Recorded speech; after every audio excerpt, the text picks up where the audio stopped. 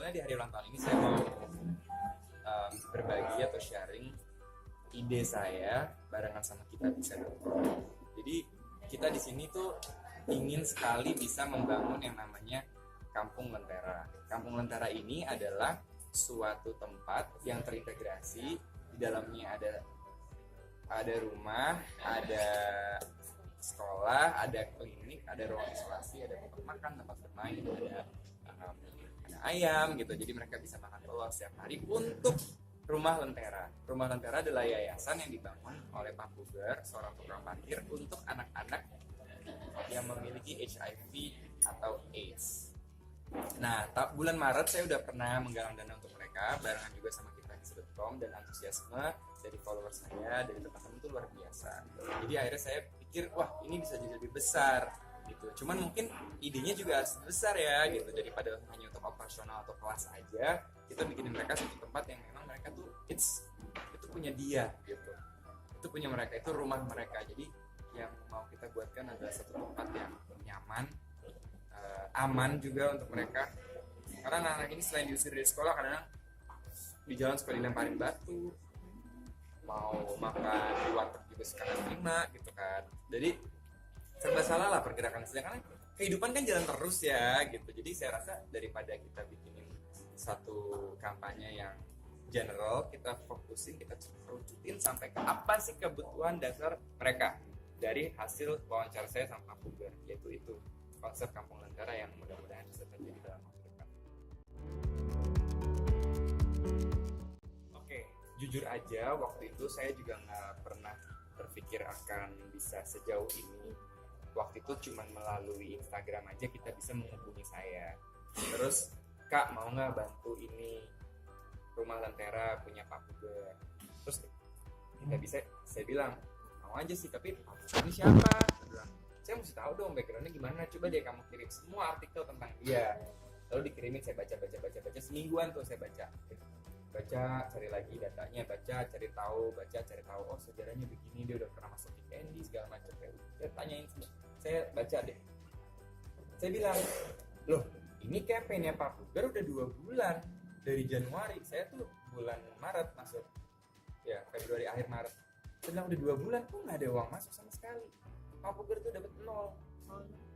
Iya Kak, soalnya kayaknya orang nggak terlalu tahu dia siapa. Yang kedua, kita juga dapat influencer atau artis agak susah yang ya mungkin HIV dan AIDS ini garis bawahnya gitu. Oh saya bilang ya udah deh, yuk kita sikat, kita kerjain deh gitu.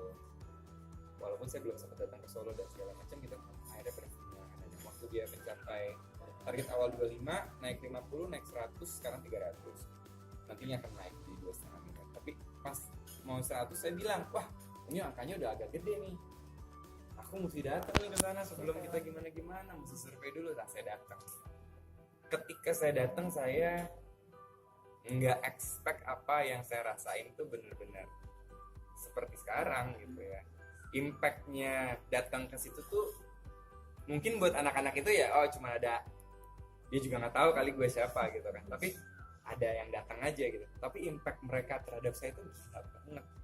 Saya nggak nyangka bahwa segitunya ya. Jadi ini anak-anak yang ditelantarkan, nggak punya orang tua, sakit pula, nggak tahu juga mereka kenapa mereka sakit gitu kan. Jadi ini kan kondisi yang didapatkan dari lahir.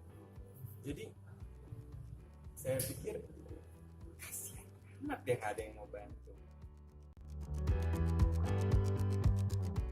Nah, teman-teman sempat mention Kak Dimas biasanya kalau bulan puasa lebih bagus.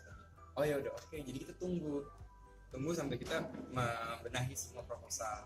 Yang kedua, saya bilang kalau bulan puasa aku ulang tahun, ya udahlah kalau gitu pas ulang tahun aja ya. Aku juga nggak tahu mau ngapain sih. Ya udah, bikin ini. Ya tim kita bisa nggak tahu saya bikin acara kayak gini gitu.